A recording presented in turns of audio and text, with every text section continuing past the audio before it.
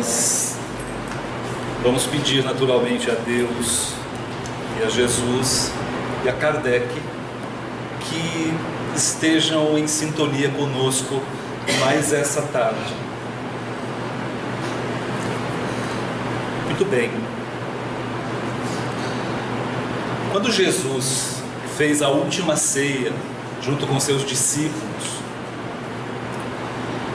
enquanto ele fazia toda aquele procedimento de lavar os pés, de conversar, de se despedir dos seus companheiros, em um determinado momento Jesus disse a eles que ele seria traído por alguém dali daquela mesa, e que ele então, durante esse processo, seria separado dos companheiros, iria ser então sacrificado em nome dos seus ensinamentos. Bem, naturalmente os seus discípulos naquele instante se sentiram confusos, porque por que o mestre seria morto em nome do que ensinava? Mas Jesus então foi muito sincero com os seus discípulos. Eu gostaria de ler o que ele disse.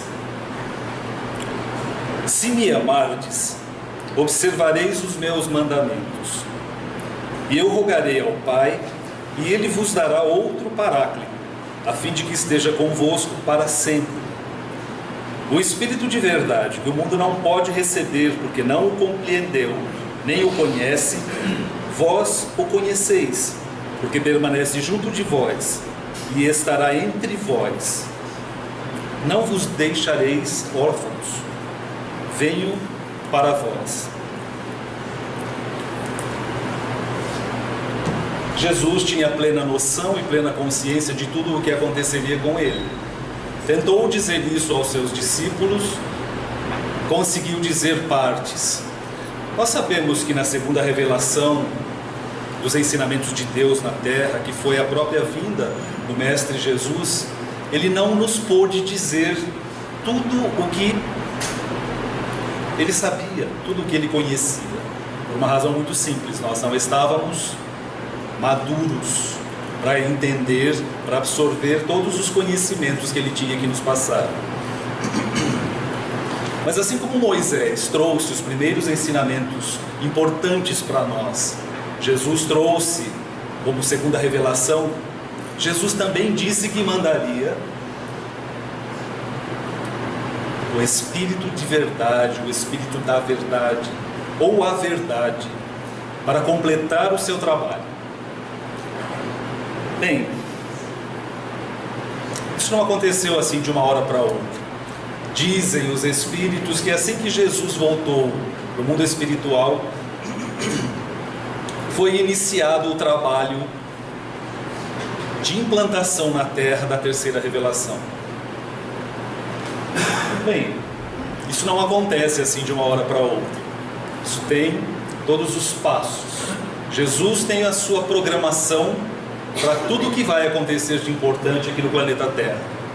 E a programação de Jesus não costuma ser descumprida, porque Ele é o nosso diretor, é o nosso governador, Ele é aquele que conduz o planeta conforme as orientações do próprio Deus. Então o que nós observamos? Que Jesus começou ou continuou o seu trabalho de enviar para nós os seus emissários. Nós sabemos então que a preparação da terceira revelação já começou nessa época, mas à medida em que o tempo ia passando, os procedimentos tinham que ser mais ostensivos e mais efetivos para que a terceira revelação chegasse até nós. E como isso acontecia? Dizem os espíritos amigos que os passos mais importantes começaram a ocorrer no século XIV. E o primeiro espírito, ou o primeiro espírito de maior, uma missão um pouco mais visível para nós, que veio trazer os preparativos para isso, foi um espírito que nós conhecemos hoje na Terra como John Wycliffe. John Wycliffe foi um sacerdote católico e ele vivia naturalmente na Inglaterra. Na época de John Wycliffe, no início do século XIV, a Igreja Católica ela era sediada na França. E nessa época, França e Inglaterra viviam exatamente a Guerra dos 100 Anos. A Igreja Católica possuía na Inglaterra 1/3 de todos os imóveis, de todas as terras. Não pagavam, naturalmente, nenhum tributo sobre isso. Os religiosos que viviam na França, que viviam na Inglaterra, achavam isso meio estranho, e os próprios nobres também achavam estranho. Como é que nós vamos pagar para a igreja? Os tributos vão para a França, que é o país com que nós estamos guerreando. Nesse momento, o catolicismo era uma instituição que tinha perdido completamente os rumos do cristianismo. O Papa, assim como os cardeais, os bispos e assim por diante, eles viviam em ostentação. Eles tinham esquecido completamente a questão da prática da caridade, da prática do bem. Eles viviam de uma forma em que o que interessava a eles era exclusivamente o bem-estar financeiro. Nessa época começou-se a cogitar das vendas das indulgências. John Wycliffe, estudioso das Escrituras, não entendia como as Escrituras tão claras, mas nessa época estudadas exclusivamente em latim, poderiam ser tão contraditas pela própria instituição que pregava. John Wycliffe achava que as pessoas que iam à igreja tinham que compreender o que se lia nas Escrituras na sua própria língua.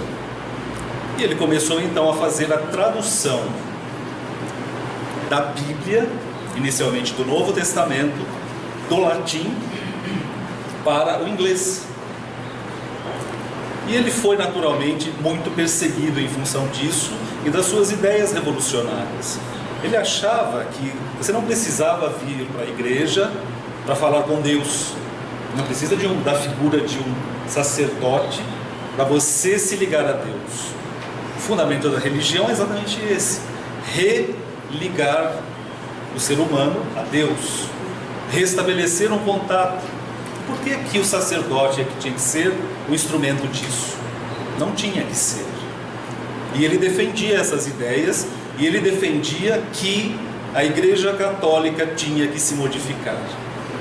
Na verdade, John Wycliffe é considerado oficialmente o precursor da reforma protestante na Europa. Bem, John Wycliffe, ele fez tudo o que ele considerava justa diante da sua consciência e diante do que ele aprendia nas Escrituras no Velho e no Novo Testamento. Ele faleceu no decorrer do processo todo, mas ele não conseguiu, a Igreja Católica não conseguiu puni-lo, digamos assim. No mesmo século XIV, no finalzinho do século XIV, reencarna na Terra a segunda figura responsável por consolidar a terceira revelação na Terra. Essa segunda figura era Jan Hus. Jan Hus, ele vinha da cidade de Husinec, da Bavária.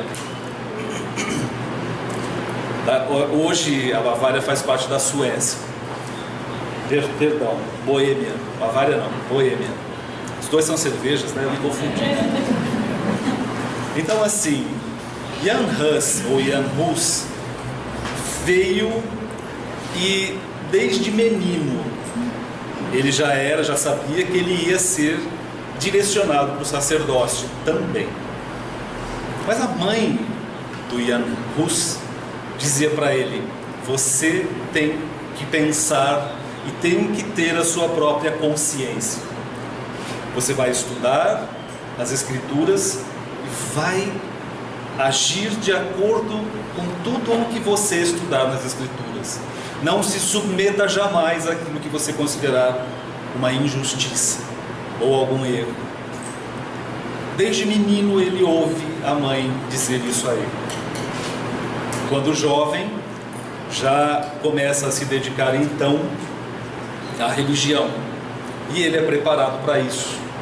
Com 20 e poucos anos, ele recebe o título de doutor em teologia e ele recebe a incumbência de dirigir ou de ser o responsável por uma igreja em Praga. Muito bem. Jan Hus estuda as Escrituras e fala de uma forma que envolve a todos aqueles que participavam daquela comunidade religiosa, pela sinceridade com que ele falava, pela sinceridade com que ele expressava as ideias cristãs. E à medida em que ele ia fazendo seus sermões dentro da igreja, a igreja ia se enchendo cada vez mais, até que aquela igreja especificamente se tornou pequena. E as pessoas se acomodavam, enchiam a igreja e se acomodavam pelo lado de fora, mesmo sem ouvir o que ele dizia, ainda sabiam que estavam próximos de uma pessoa que tinha luz na sua fala, que tinha a garganta iluminada por Deus. Jan Hus ouviu em um determinado momento a respeito das ideias de Wycliffe.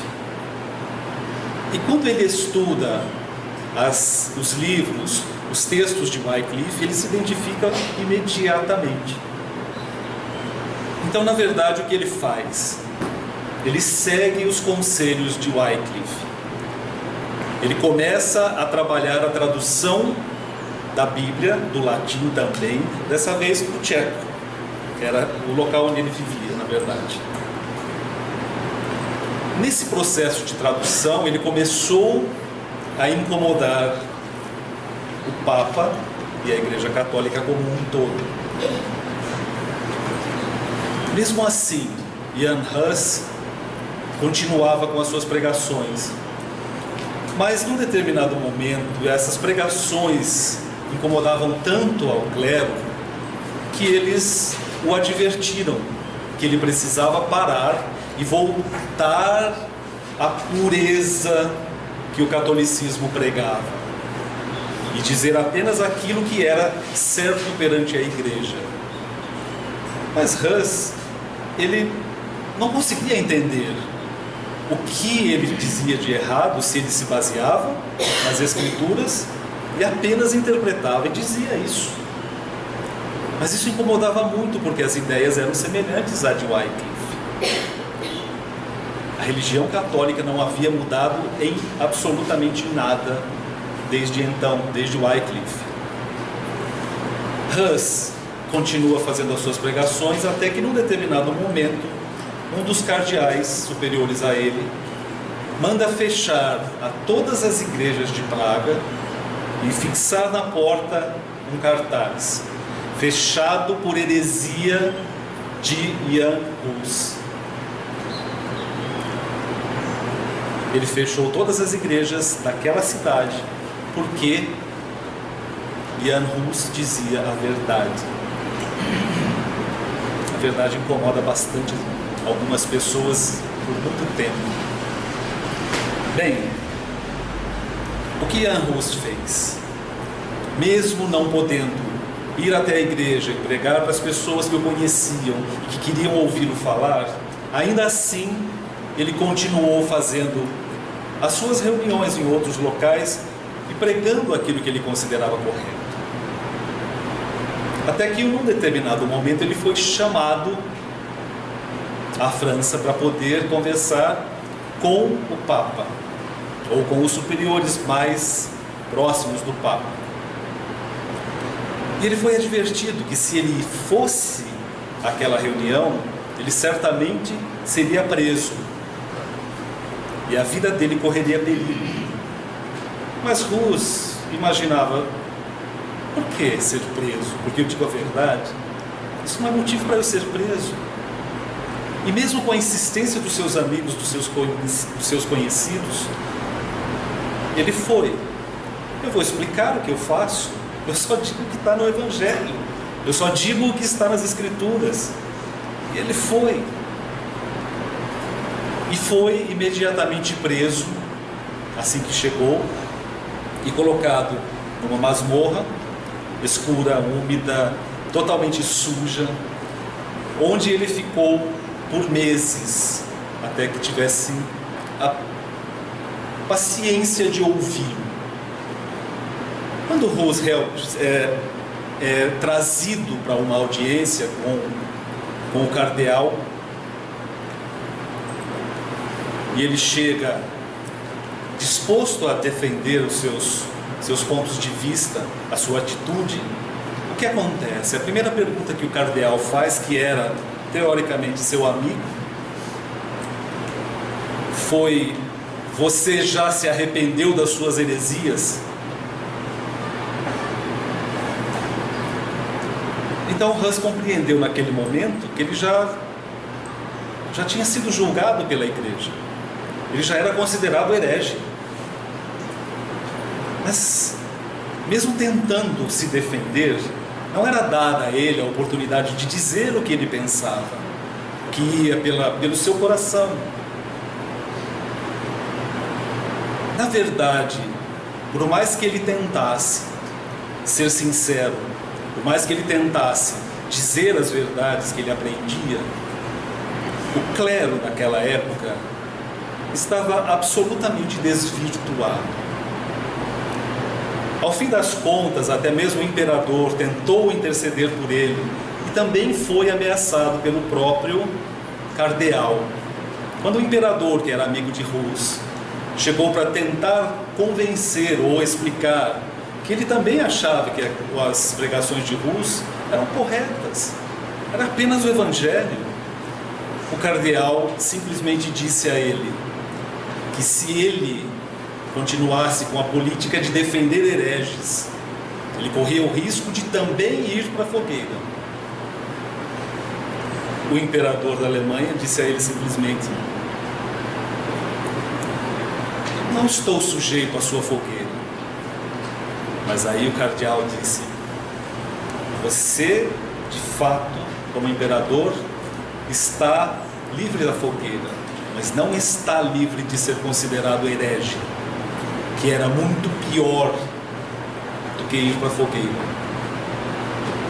Ser considerado herege pela Igreja Católica era imaginar que você vai queimar eternamente no fogo do inferno, sem nenhuma chance de você argumentar ou se defender ou se regenerar.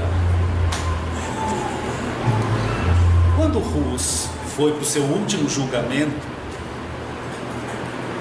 ele na verdade já estava há muito tempo preso, há muitos meses dentro da masmorra insalubre, e ele já estava com pneumonia, estava com febre, estava muito debilitado. E quando foi para o seu último julgamento, ele já sabia que ele não tinha condições de escapar da punição. E ainda foi perguntado a ele inúmeras vezes: você abjura? Você nega ter trabalhado contra a Sagrada Igreja? Ele não tinha como negar. Ele não trabalhou contra, ele apenas pregava o Evangelho. Então o que aconteceu? Ele foi encaminhado para a fogueira. E a Rus foi despido, ficou em trajes sumários, foi levado até uma colina, foi amarrado a um poste, foram colocadas lenha, capim, palha, e pela última vez perguntaram a ele: você abjura? Ele diz: não, eu sou sincero à minha fé.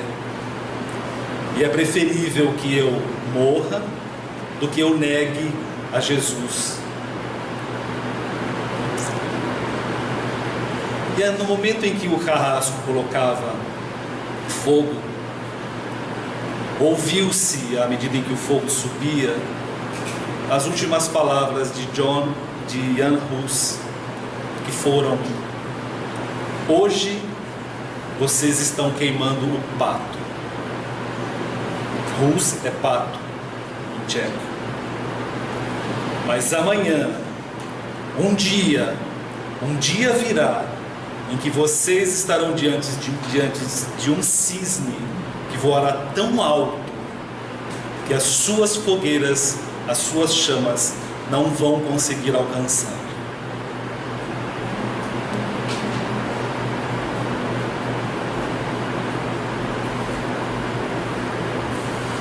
Se alguém chegasse aqui agora com uma metralhadora na mão e dissesse assim para todos: quem aqui é espírita?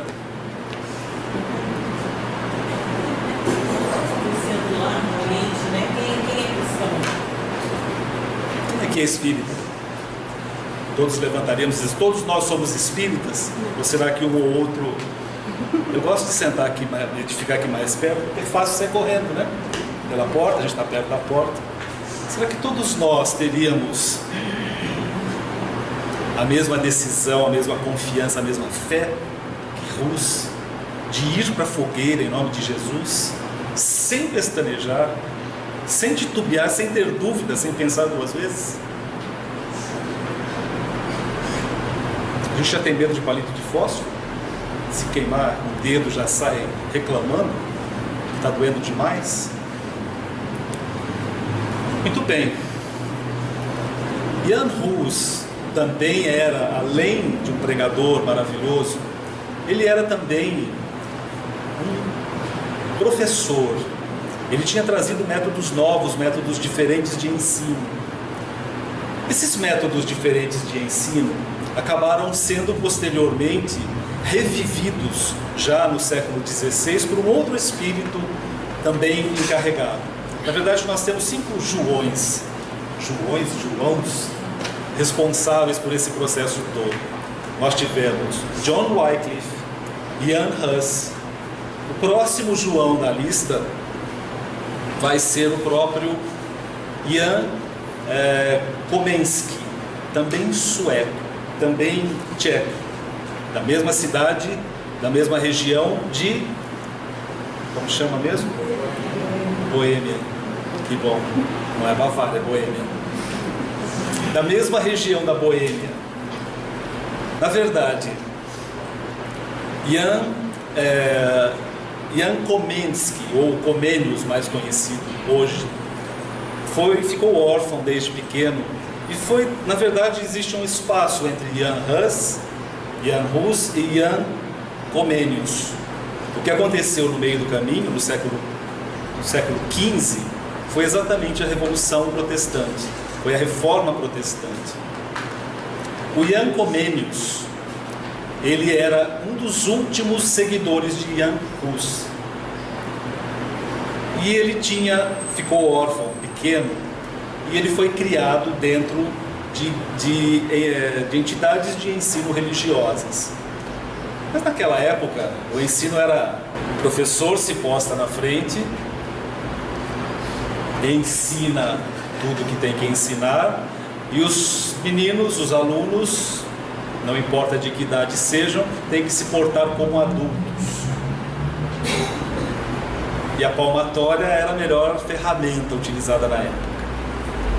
Costumava-se dizer que quanto mais você bate, mais você ensina. Uma beleza. Uma beleza. Na verdade, Comenius traz uma revolução dentro do ensino. Ele foi educado dentro desse sistema. Mas em um determinado momento em que ele se tornou já adulto e também se dedicou à pedagogia, ele revolucionou por completo o sistema de ensino. O ensino de Comenius foi tão eficiente, foi tão diferente de tudo que se fazia até então, que ele foi, na verdade, aplicar o que ele conhecia dentro de escolas da Suécia. Nós sabemos hoje que já desde o século XIX o analfabetismo havia sido extinto da Suécia em função exatamente dos ensinamentos de Comênios. Comênios trouxe uma nova transformação. Depois de Comênios, depois de Jan Comênios, nós tivemos mais um João. Na verdade, é o Jean-Jacques Rousseau, que foi o seguinte dessa lista de espíritos missionários.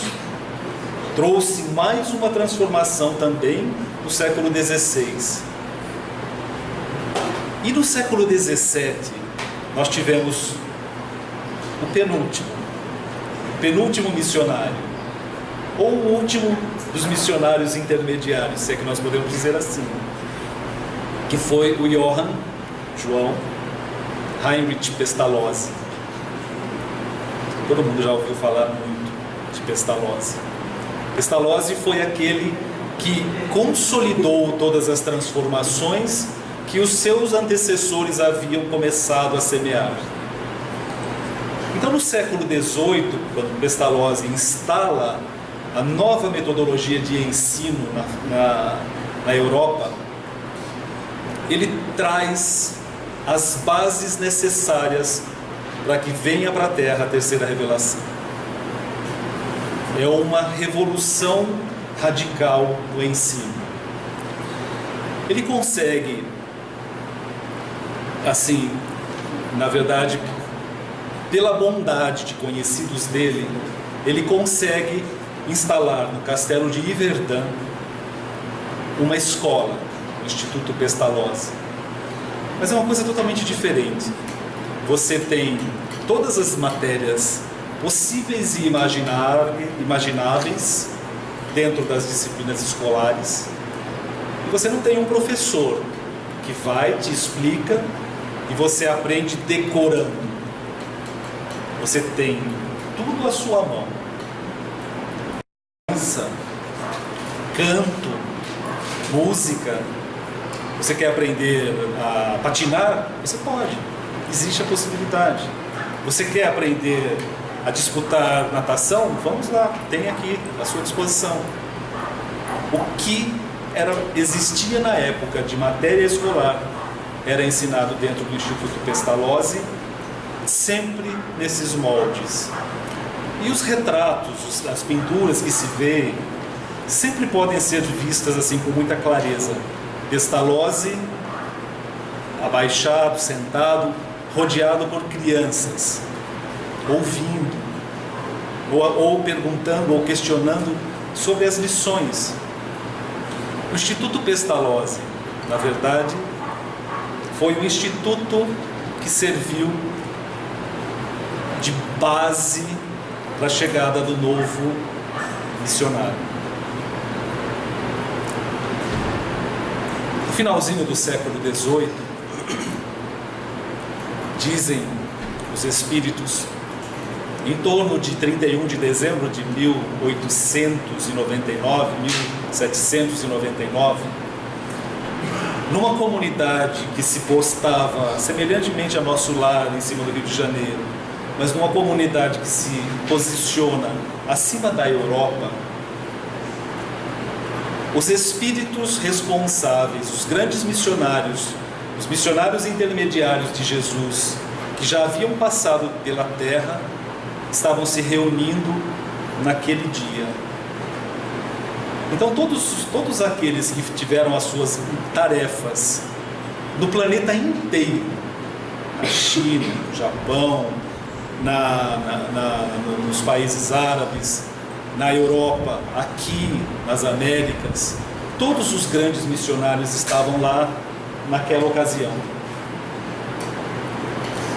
Todos os antigos, Sócrates, Platão, os iluministas, todos aqueles que não se repetiriam, porque muitos deles eram os mesmos, reencarnados, Mas muitos deles, ou quase todos eles, que tiveram tarefas de importância no planeta, estavam reunidos para uma ocasião específica.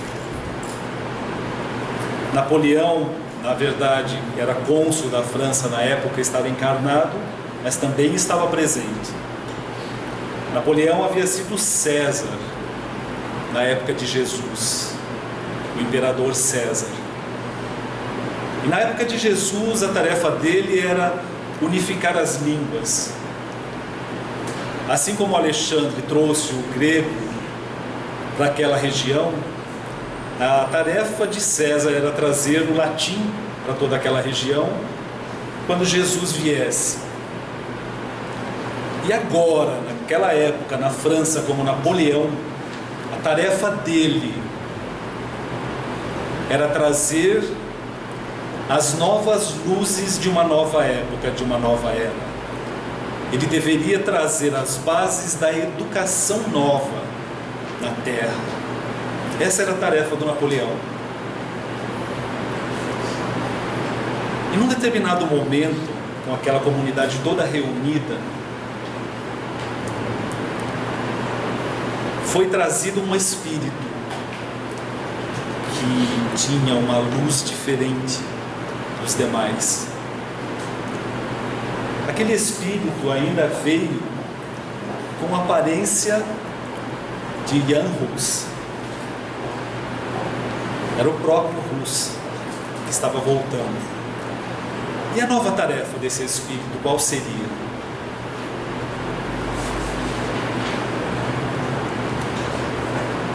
À medida em que ele se aproximava daquela comunidade, uma voz de mais alto pôde ser ouvida. E essa voz dizia que esse era o missionário escolhido para trazer à Terra a finalização dos ensinamentos de Jesus. O que ele vinha fazer na Terra era fazer exatamente o que o Espírito de verdade havia prometido, a que o Jesus havia prometido fazer ou mandar pelo Espírito de verdade. E essa voz, que ninguém via, apenas conseguia ouvir, deixou claro que ele era o missionário escolhido pela capacidade, pela generosidade, pelo uso dos seus sentimentos. E à medida em que ele se aproximava, e essa voz ia identificando, ia explicando, ia dizendo quem era, todos naturalmente se emocionavam. E todos eles, num determinado momento, se curvaram diante daquela figura luminosa. Ele se aproximou especificamente de Napoleão. Napoleão se curvou diante dele. E ele disse a Napoleão que ele iria conseguir se ele tivesse vontade de fazer aquilo que ele precisava fazer. Bem, isso foi a preparação final para o início da terceira revelação na Terra.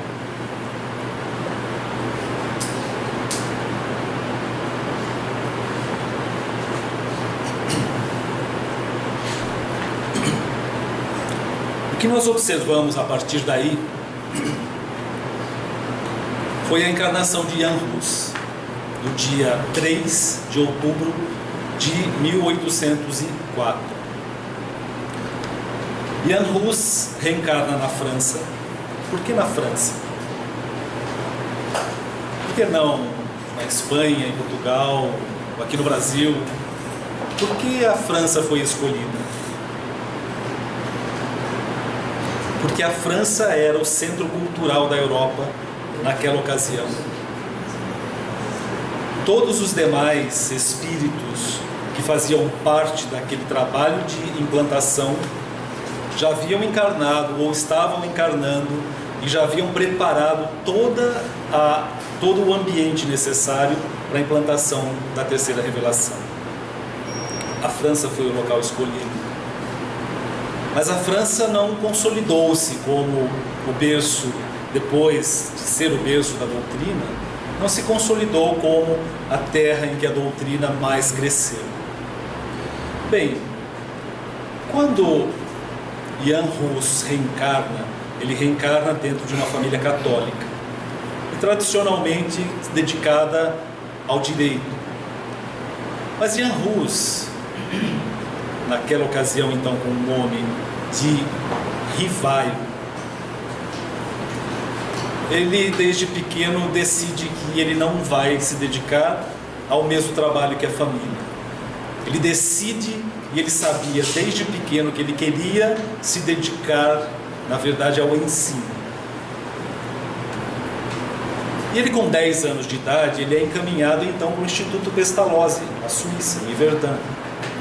E ele tem a oportunidade de aprender tudo o que interessa a ele.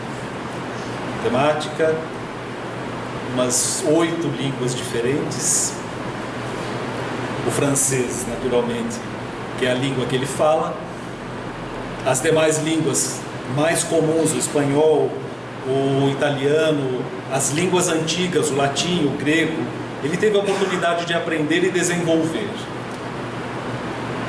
Durante a sua estada no Instituto Pestalozzi, ele conseguiu perceber uma coisa bastante importante.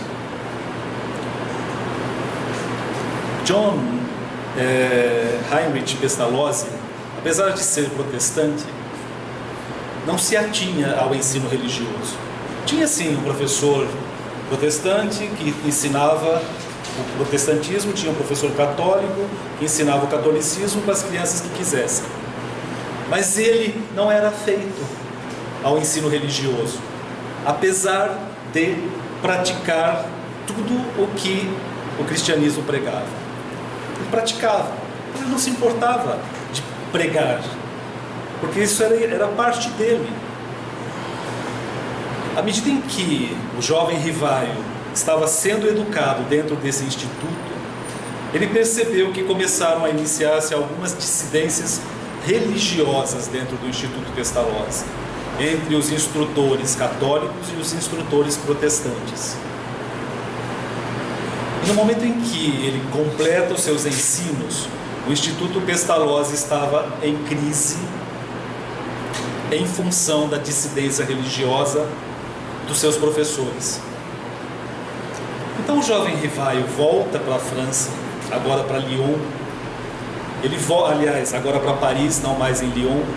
Ele volta para a França e ele traz no seu íntimo o desejo de unificação das religiões. Porque ele percebeu que dentro do Instituto Pestalozzi, um instituto modelo na Terra, um local totalmente diferente de ensino, onde se aplicava o ensino com amor, aquele instituto estava se deteriorando por uma crise religiosa.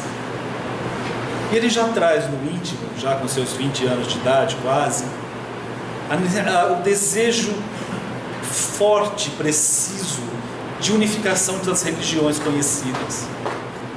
Ele conhecia basicamente o cristianismo, o catolicismo e o protestantismo, mas elas eram cristãs. Por que tem que haver diferença se todas pregam os ensinamentos de Jesus?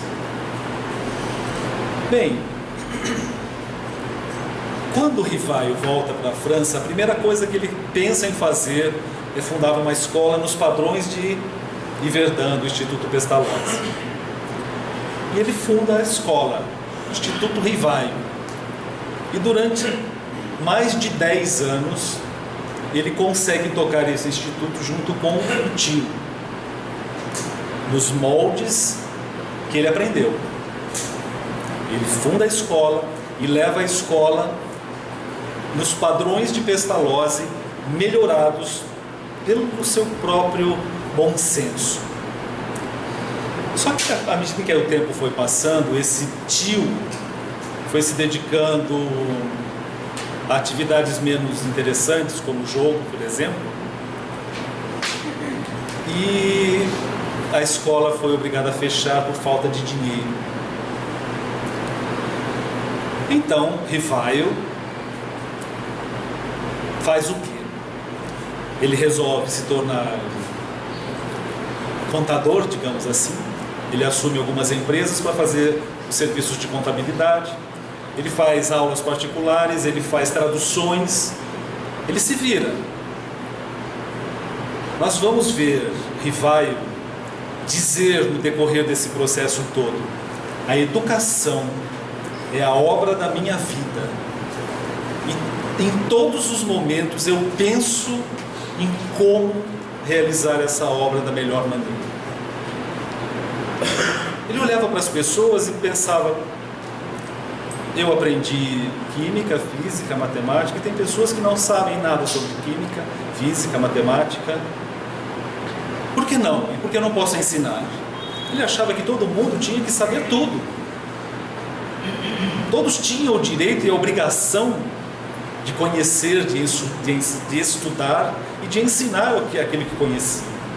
Era isso que ele pensava. E por que não? Por que as pessoas não se preocupam em aprender? Ele não entendia.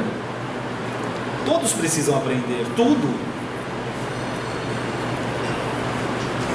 Então, as aulas particulares que ele fazia, se o aluno tinha dinheiro, pagava. Se não tinha, também não tinha importância. Ele fazia as aulas do mesmo jeito. E em determinados momentos, ele começou a escrever livros didáticos. Livros sobre o ensino na França. Livros sobre matemática, sobre a língua francesa. Ele chegou a compor 9 ou 10 livros que foram aceitos e foram incorporados pelo ensino tradicional da França, naquela época. E foram usados longamente. Mais ou menos em torno de 1844, em 1844, começa a acontecer um fenômeno diferente aqui na América do Norte. Naturalmente, a grande maioria já ouviu falar dos famosos fenômenos de Hydesville. Uma família se muda para uma casa, e nessa casa, em um determinado momento, uma família, o pai, que era pastor protestante, a mãe e 6 filhos. Dentre esses 6 filhos, um moço e 5 meninas. Mas 3 meninas, mais especificamente, dormiam em um determinado quarto. E nesse quarto começaram-se a ouvir pancadas, barulhos. Interessante. Barulho aqui na parede, barulho aqui no teto, barulho na outra parede, no piso, barulhos. Aí o pai saía, olhava, examinava, não via nada. Até que, num determinado momento, uma das meninas resolveu brincar com o barulho. Então, como que ela brincou com o barulho? Ela começou a bater palmas. E o barulho repetia. Aí ela batia outro número de vezes, 4 vezes. Eram 4 pancadas. Aí ela dizia: mas eu quero uma pancada agora naquela porta. E a pancada acontecia naquela porta. Mas eu quero agora naquela outra parede lá do fundo, 3 pancadas. E vinham 3 pancadas naquela parede do fundo. Bom, mistério, né? Coisa misteriosa. Isso chamou a atenção da vizinhança, começou a chamar a atenção dos parentes, dos amigos. E num determinado momento, estudiosos resolveram tentar entender o que estava acontecendo. Aí eles combinaram um código. Se a resposta for sim, eu quero ouvir uma pancada. Se a resposta for não, eu quero ouvir 2. Começaram a fazer perguntas. Nos Estados Unidos existe um jogo muito conhecido lá, que é chamado o jogo das 20 perguntas. Você consegue descobrir qualquer coisa com a resposta sim ou resposta não, se você souber fazer exatamente as 20 perguntas importantes para descobrir do que se trata. Então, se alguém me perguntar, eu disser: tem uma coisa nessa sala, E vocês vão fazendo 20 perguntas, uma de cada vez. O que é, não adianta perguntar, porque a resposta ou é sim ou não. Pelo sim ou não, eles são tão bons nisso que lá pelo 15, pela pergunta número 15, 16, eles já descobrem a resposta. Aqui no Brasil isso não é muito comum, mas lá, esse jogo das 20 perguntas foi utilizado exatamente ali. As perguntas eram simples, uma pancada é sim, 2 pancadas é não. E foram perguntando, até que chegaram numa pergunta crucial: você é um espírito? E a pancada foi uma única pancada. A partir daí, a partir desse processo todo, os pesquisadores começaram a modificar o sistema. Começaram então a pensar de uma nova forma. Muito bem, você quer dizer uma palavra? Uma pancada. Então tá, essa palavra nós vamos combinar assim. Nós vamos falar A, B, C, D. Quando chegar na palavra, na letra que te interessa, você dá uma pancada. Pode ser uma pancada. E foram compondo. Eles iam recitando o alfabeto. E quando chegava na letra que interessava ao espírito, havia uma pancada. Assim eles conseguiram escrever a história daquele espírito. Imagine que paciência. Para escrever uma palavra, você vai ser um número imenso de pancadas, um para cada letra. Aí para você escrever a segunda palavra, uma frase, um parágrafo, um texto enorme, imagine quantas pancadas, quantas letras você vai ter que recitar até chegar lá. Olha que serviço de paciência. Eles fizeram assim e descobriram então que ali havia passado uma pessoa, um caixeiro viajante, que havia sido assassinado pela família anterior que morava ali. E começa então uma descoberta de uma nova moda, digamos assim. Era o fenômeno então dos espíritos nos Estados Unidos da América do Norte. 10 anos depois, na França, Rivaio ouve falar da brincadeira, da manifestação das mesas girantes. Que diabos é isso de mesa girante? As pessoas se posicionavam em torno da mesa, colocavam a mão em cima e a mesa flutuava, balançava, girava no ar. Interessante. Rivaio, nessa época, já com quase 50 anos de idade, ouviu falar disso. O Sr. Fortier, um amigo próximo de Rivaio, chegou para ele e disse: Rivaio, nós temos uma novidade. Nós temos mesas agora que dançam, que flutuam, que se movem no ar.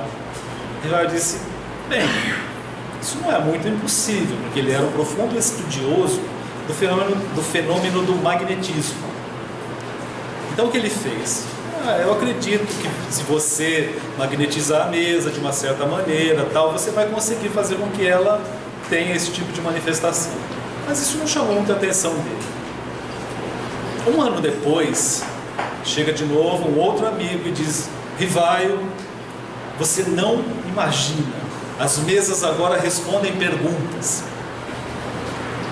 Respondem perguntas? Né? Aí já coisa muda de figura.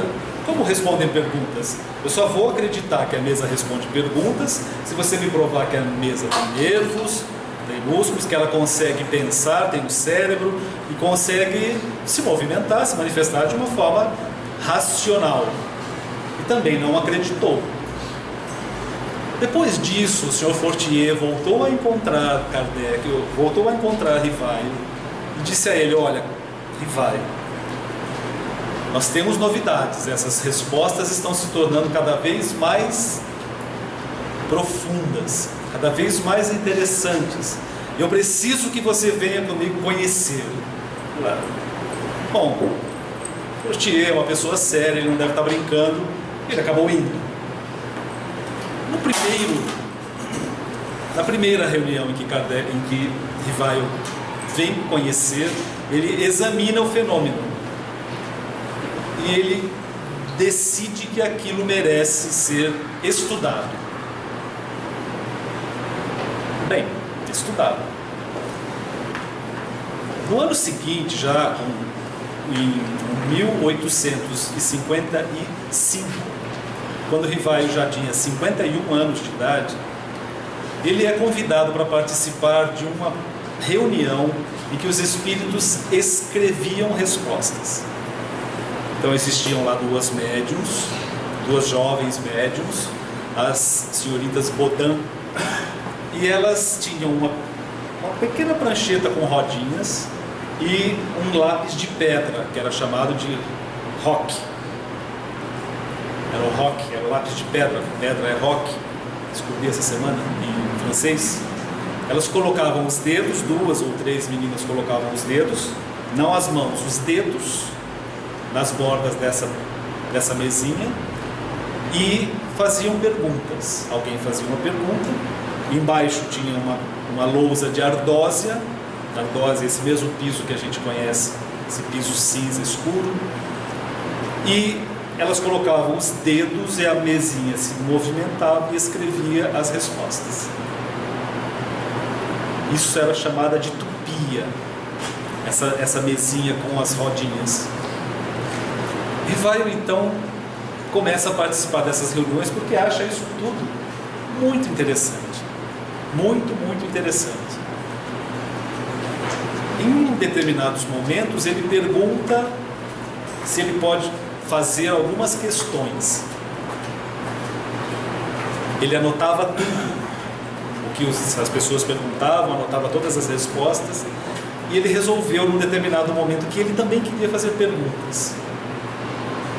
Ele não achava nada. Ele queria entender. Ele não foi com ideias pré-concebidas. Ele não sabia e ele queria saber, e ele não pensou o que poderia ser. Ele simplesmente perguntou: o que são vocês? O que é você? E a mesinha respondeu: nós somos espíritos.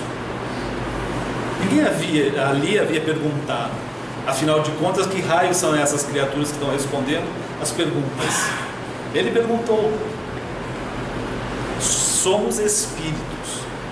O que são isso? Vocês são espíritos? Aí ele começou a fazer perguntas, anotava as respostas, apagava a mesa, escreviam de novo, e ele foi compondo, foi tirando as suas próprias dúvidas. A intenção dele era apenas entender o que diabos era aquele fenômeno. E ele foi guardando o material. Até que, num determinado momento, alguém chegou para ele e disse: olha, já que você é tão estudioso, nós temos aqui uns 50 caderninhos de anotações de respostas. Você não quer ver o que você faz com isso?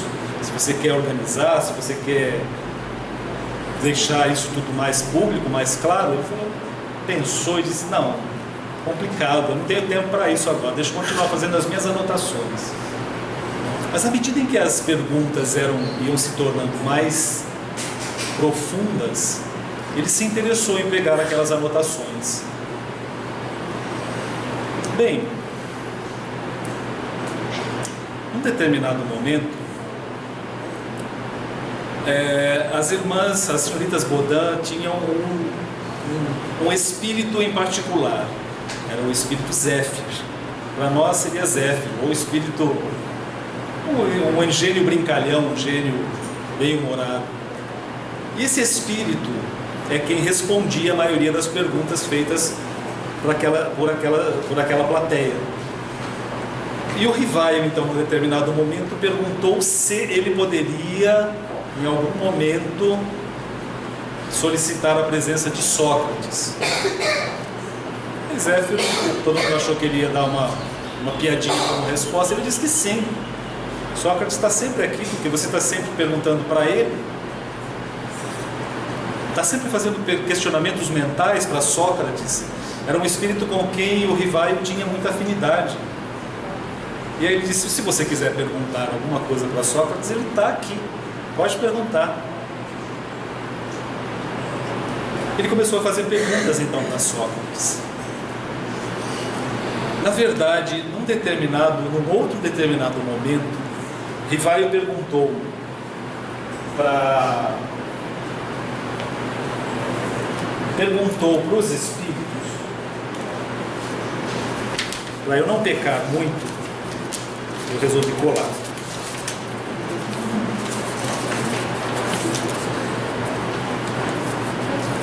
Ele perguntou assim: é possível nós consultarmos espíritos mais sábios para conhecer a verdadeira filosofia dos espíritos?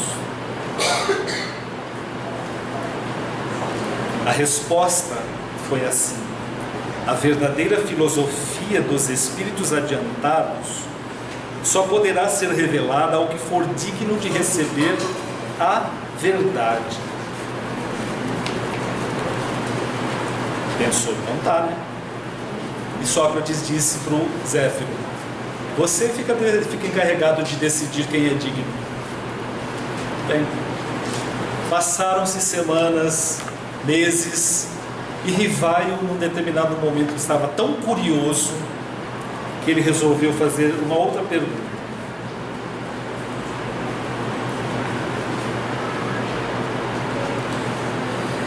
Nas minhas meditações, venho fazendo exames de consciência e necessito para meu governo saber se você, que me conhece de longo tempo, me julga digno.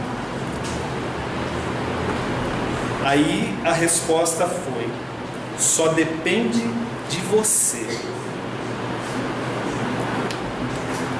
Ele ainda insiste: e o que eu devo fazer?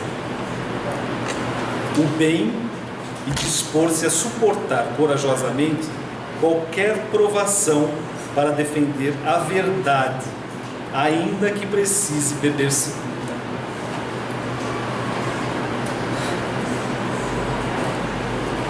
Ele ainda, confuso, pergunta: acha que com minha inteligência atual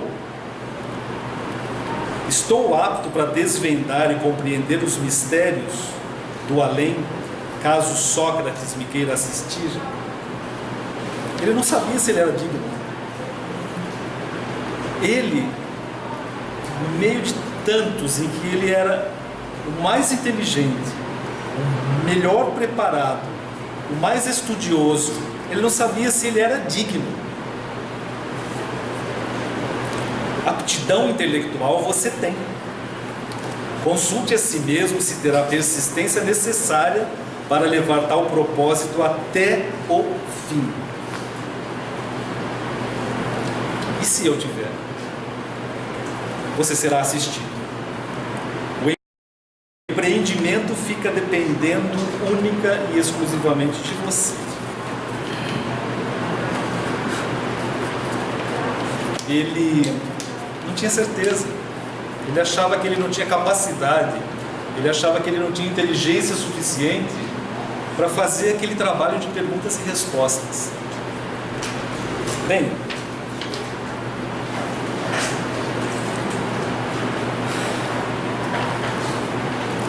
existe um outro momento descrito pelas irmãs Godin, em que Rivaio pergunta para Zéfiro, na verdade, algumas coisas simples, algumas coisas profundas e algumas coisas um pouco mais intermediárias. Mas elas dizem assim, elas perguntam para outras pessoas: como você acha que ele fazia as perguntas? Como ele selecionava? Resposta simples: ele mandava para mais de 1000 centros espíritas, centros de intercâmbio com a espiritualidade, perguntas duvidosas. Ele mantinha contato com mais de 1000 locais de intercâmbio mediúnico. E as perguntas que ele achava confusas, ele perguntava de novo para os espíritos: mas espera, me explique melhor, eu não estou entendendo. Aí os espíritos respondiam, ele falava: não, isso aqui não está correto, isso aqui você tem que deixar mais claro. Elas diziam que ele discutia com os espíritos de igual para igual, ou às vezes até como alguém que sabia mais do que eles. Não era alguém que simplesmente estava tentando buscar informações, ele sabia as informações. Ele conhecia tudo aquilo do seu íntimo, da sua bagagem pessoal. Mas ele era, em muitos momentos, superiores até mesmo aos espíritos que estavam respondendo. E isso é lógico de entender. Quando ele descobriu através de Zéfiro que ele havia sido um sacerdote druida nas Gálias Antigas, na época de Júlio César, e que o nome dele era Allan Kardec, como sacerdote druida ou celta, quando ele foi publicar o seu primeiro livro, o nome que ele queria dar não era o Livro dos Espíritos, ele queria ter dado um outro nome.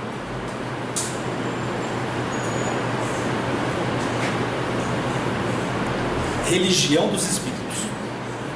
Era o nome que ele ia dar ao primeiro livro. Aí perguntaram para ele, mas por que você mudou? Eu mudei porque ainda não é o momento de nós revelarmos a religião espírita. Porque o clero ainda era muito forte. Se ele considerasse a doutrina espírita como uma religião, o clero não iria permitir a publicação nem sequer dos livros. Quando ele publicou o primeiro livro dos Espíritos, com 501 questões, ele apresentou para o clero da censura religiosa. E misteriosamente, o clero não cassou, autorizou a publicação do livro porque era um livro bom, falava sobre o bem. Mas depois, em 1861, quando ele publicou o segundo livro, o Livro dos Médiuns, e ele enviou 300 volumes para a Espanha, para um livreiro que queria comercializar, o clero confiscou, porque lá foi considerado herege a obra espírita. Será que não tinha em nenhum momento dedo da espiritualidade aí? Aqui não é herege, lá é herege. O Auto de Fé de Barcelona foi o último ato da Igreja Católica em termos de perseguição religiosa concreta. Eles pegaram os 300 livros, montaram uma fogueira, montaram todo um espetáculo em praça e queimaram os 300 livros como obra do demônio. Foi o último ato de fé que a Igreja Católica realizou na Terra. Jan Hus foi queimado assim. Os livros de Kardec foram queimados assim. Pela última vez a Igreja Católica tomou essa atitude. Quando Kardec resolveu, quando o Rivaio resolveu publicar o livro e escolheu esse nome, Allan Kardec, era para não confundir as pessoas que comprassem um livro sobre os espíritos com o nome Hippolyte Léon Denisard Rivaio, iam comprar pelo nome, porque ele era um escritor conhecido, e não pela doutrina. Ele colocou Allan Kardec para que não soubessem que era ele, para que as pessoas não vinculassem o nome do profissional com aquela nova obra que era dos Espíritos. Ele publicou o Livro dos Espíritos e, na verdade, quando ele pergunta a Zéfiro quem é o espírito familiar dele, Zéfiro responde assim: seu espírito familiar está aqui, você quer falar com ele? Pode perguntar. E ele pergunta assim: meu espírito familiar, seja lá você quem for, quer dizer, nem imagina quem seja o espírito familiar dele, você pode se dignar a me dizer o seu nome? Posso. Para você, eu vou me chamar a verdade. A verdade. Mas quem foi você na Terra? Ele pergunta. Para você só importa saber que o meu nome é a verdade. não precisa saber mais nada. Mas quando nós consultamos as mensagens do Espírito de Verdade na obra de Kardec, nós vamos perceber que é o espírito missionário diretamente ligado a Jesus, se não for o próprio Jesus em determinados momentos. Allan Kardec traz para nós, quando ele trouxe o Livro dos Espíritos, eu tive a paciência de somar quantas páginas tem todos os livros mais importantes do Kardec. Vamos considerar 6. Os 5 do Pentateuco, o Livro dos Espíritos, o Livro dos Médiuns, o Evangelho, o Céu e o Inferno, a Gênesis, e vamos considerar também obras póstumas. São apenas e tão somente 1856 páginas. Daqui, desse grupo aqui, quantos... Erga a mão quem já estudou o Livro dos Espíritos inteiro, pelo menos uma vez. Excelente. O Livro dos Médiuns, o Evangelho, Céu e Inferno, a Gênese, obras póstumas.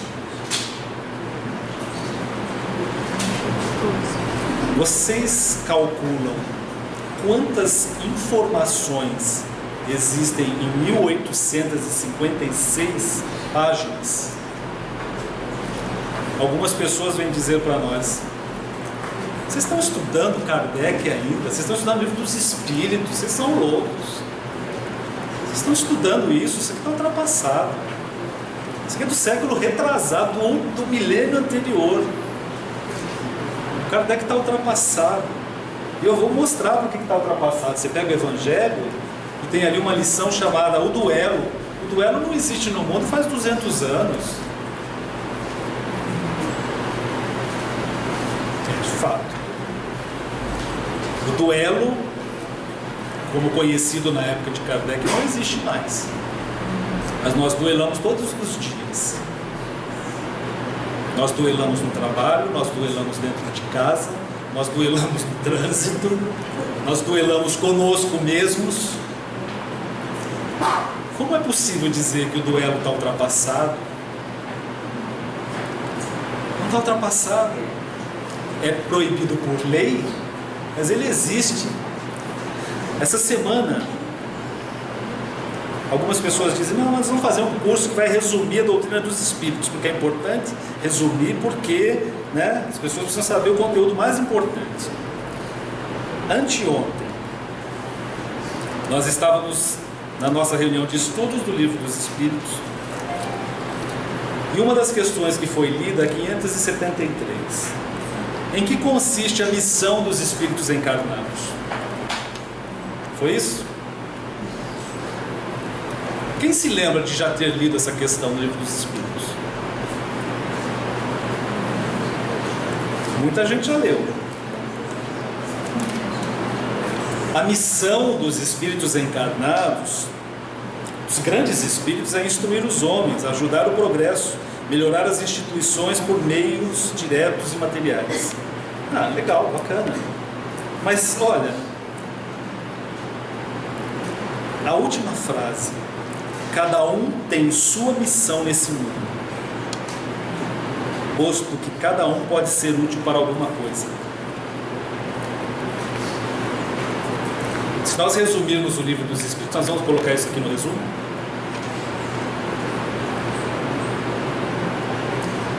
Vocês sabiam que todos vocês, todos nós somos missionários?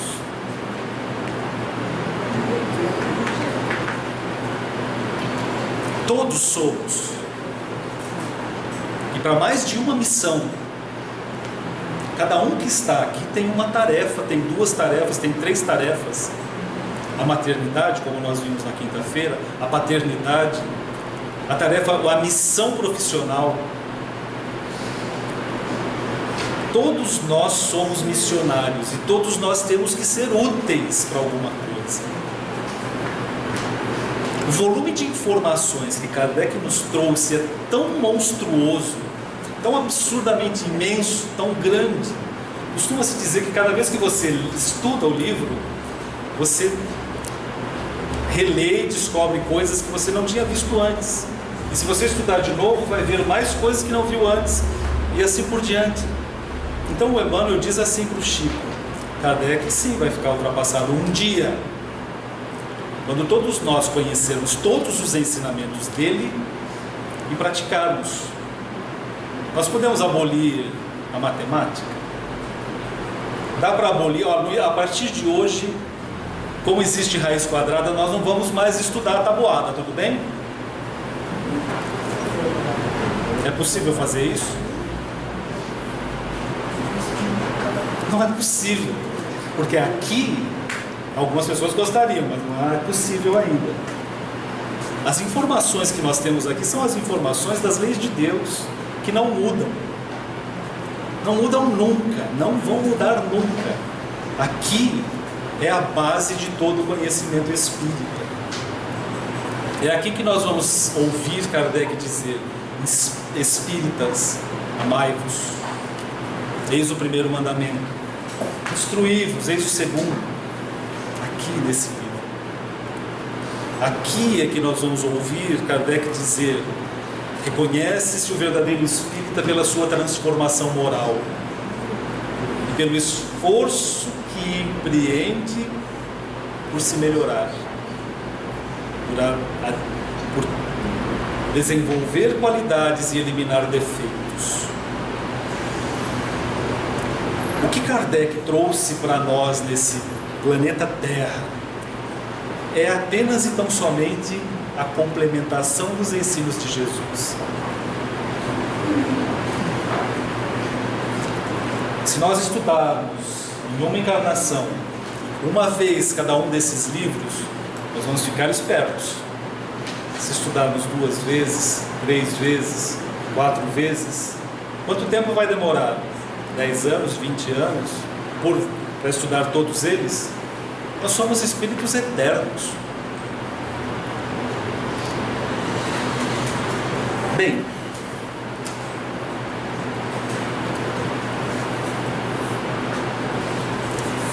Divaldo Pereira Franco, numa ocasião, há uns, eu diria, mais de 11 anos atrás, esteve nos Estados Unidos fazendo uma conferência.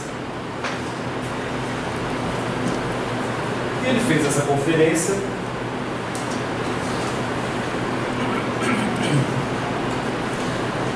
e depois da conferência ele foi convidado a participar de um lanche rápido na casa de umas pessoas que estavam começando a se interessar pela doutrina espírita. Quando ele foi buscar então a participar desse lanche, ele percebeu, chegou no local levado pelos amigos, com um intérprete naturalmente, porque não fala inglês. Ele chegou na casa, viu que não era uma casa, era uma mansão. Naquela mansão em que estava sendo servido um lanche requintado, uma refeição muito atraente, ele notou a presença de um casal. A dona da casa havia recebido a todos, o marido estava presente, e havia um casal diferenciado também sentado na mesa. O rapaz bastante forte, cheio de tatuagens, de piercings, bem moreno, e uma moça mais jovem do que ele, bem clara, loira, com tranças, e ele diz que nunca tinha visto nessa encarnação dele como encarnado uma criatura tão linda quanto aquela moça. Certamente ele nunca veio para a Americana, né? Ele olhou para aquela moça, olhou para o moço e percebeu que eles olhavam um para o outro e sorriam. Ele sorria para ela, ela olhava para ele, sorria de volta, estavam as mãos. Aí, num determinado momento, a anfitriã perguntou a ele: Senhor Divaldo, o senhor está gostando dos meus filhos? Ele falou: seus filhos? Ele ficou meio confuso, né? ele pensou, ela é sua filha, e ela falou, não, eles são meus filhos, ele é meu filho e ela é minha filha. Ela percebeu que ele ficou meio confuso. Não são lindos os meus filhos? Ela disse, sim, e você quer conhecer a história dos meus filhos? Ele disse, claro, lógico, por favor, conte a história, né? Ela disse, há 20 anos eu tive o meu primeiro filho, Mark. E o Mark, durante 5 anos, foi meu único filho. Num determinado momento, ele sempre foi a estrela da casa, ele sempre foi o centro das atenções. Mas quando ele fez 5 anos, eu me engravidei. Fui ao médico, e o médico disse, parabéns senhora, a senhora vai ser mãe novamente. Vem aí provavelmente mais um menino. Aí ela veio para casa toda contente e falou, Mark, eu vou te dar um presente. Que presente, mamãe?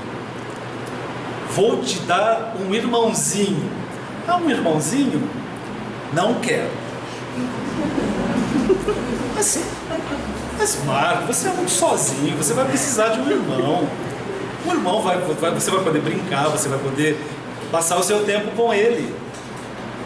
Não quero. Mas Marco, eu havia pensado em trazer uma bola para você, uma bola para ele, para vocês brincarem juntos. A bola eu quero, o irmãozinho eu não quero. Muito bem. Isso porque o psicólogo havia orientado a mãe para preparar o menino. Aí passaram-se os dias e ele, não quero. Passaram-se 2 meses, 4 meses. Aí ela voltou no médico, fez o ultrassom e descobriu que era uma irmã, que era uma menina. Aí ela chegou em casa e disse, Mark, eu não vou te dar um irmãozinho. Ele falou, que bom. Eu vou te dar uma irmãzinha. Ele falou, uma irmãzinha? Uma menina? É, uma menina. Mas e onde ela está? Está aqui. Está aí. Mas como? Eu posso tocar? Pode tocar, encostou. Mas como é que ela respira aí dentro? Ele perguntou, com 5 anos. Ah, respira por um tubo. Ah, um tubo. Puxa, e quando ela vai chegar? Daqui a 7 meses. 7 meses? Isso é amanhã do amanhã? Ele falou, isso, Mark. Amanhã, do outro amanhã, do outro amanhã, 7 meses você vai ter a sua irmãzinha aqui. Aí ele pensou, que bom. Aí no dia seguinte, posso tocar de novo na minha irmãzinha? Pode. Alguns dias depois, ele chegou e perguntou para a mãe, mamãe, eu posso cantar para ela? Ela disse, mas é claro que pode. E ele cantou. Ele cantou assim. Ele começou com a voz toda infantil dele, que é natural, que eu não vou conseguir fazer igual. Mas ele cantou, você é o meu sol. Eu sou um botão de rosa. Venha depressa me aquecer para eu desabrochar. Você é o meu sol. Eu sou um botão de rosa. Venha depressa me aquecer para eu desabrochar. A mãe ouviu aquilo e ficou maravilhada. Meu Deus, meu filho é um poeta. Ele vai ser um artista. Com 5 anos ele já está compondo. E ele cantou. E no dia seguinte ele cantou de novo. E no outro dia ele cantou. E ele cantou todos os dias. Quando completaram-se 8 meses de gestação, ela teve um problema grave. Ela teve que ser levada para o hospital com ameaça de aborto. Chegou no hospital, teve que receber anestesia geral, fazer a cesariana e tirar o bebê.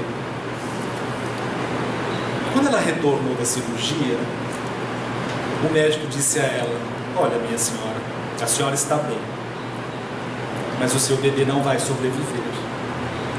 Ela nasceu numa condição muito difícil, o coração está muito fraco, os pulmões não amadureceram, o cérebro ficou sem oxigênio, ela teve anóxia cerebral, ela não vai sobreviver.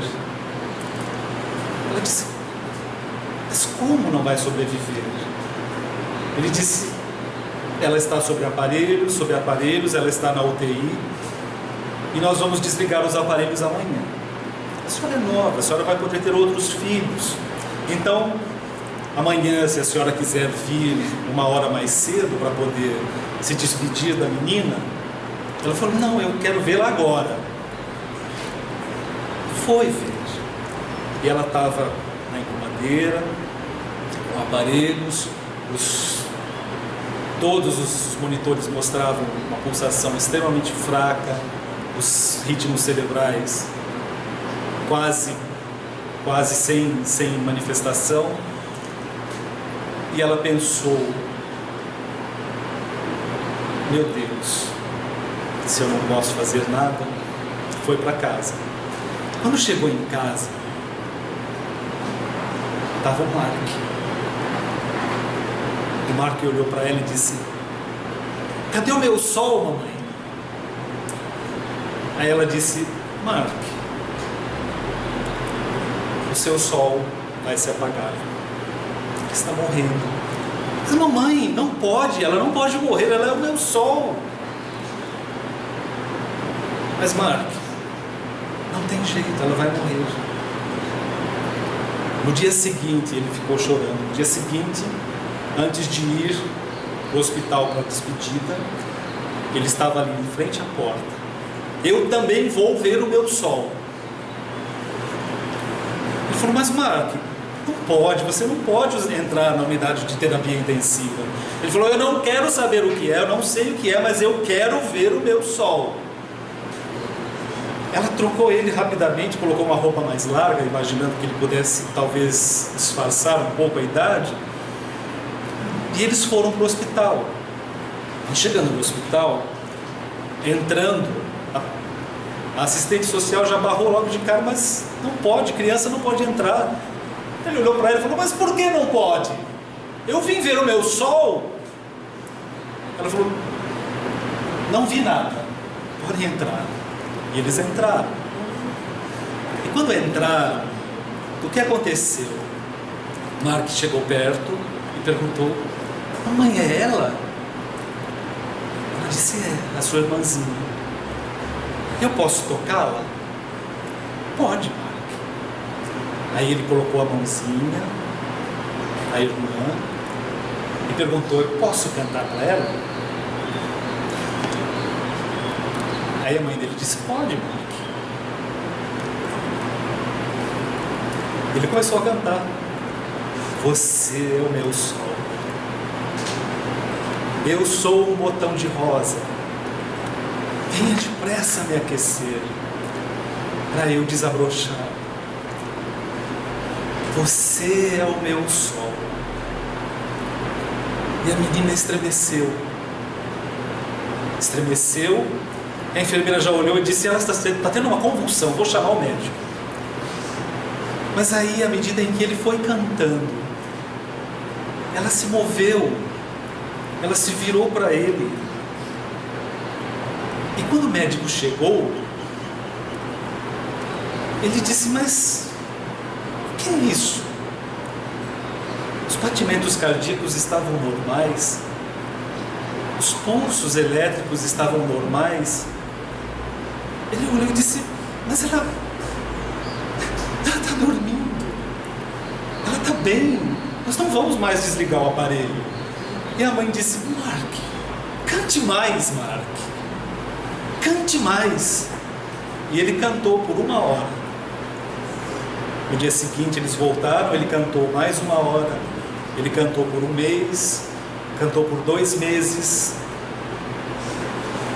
e ela teve alta e foi para casa perfeita. Ela deu o nome à menina de Sunshine. luz do sol.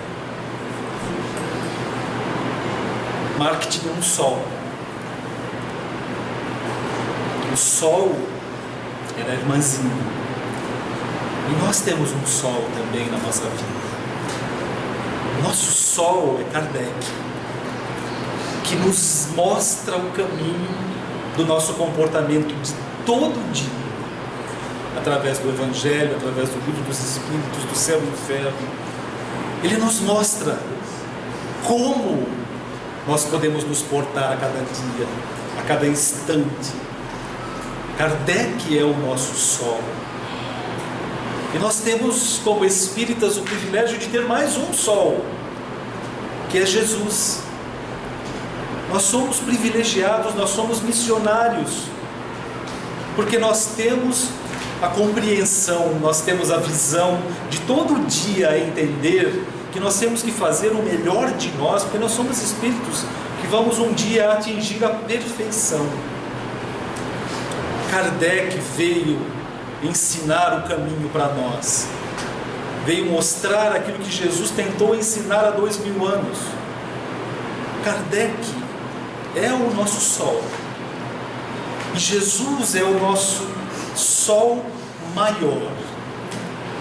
E nós temos que pensar a todo instante em como agradecer, como nos portar. Nós somos espíritas, nós temos o privilégio de conhecer as lições de Jesus revividas por Kardec. Nós somos privilegiados. Nós temos um sol e outro sol, e vamos fazer por merecer conhecer esses dois sóis em nossas vidas de espíritos imortais. Que Jesus nos abençoe.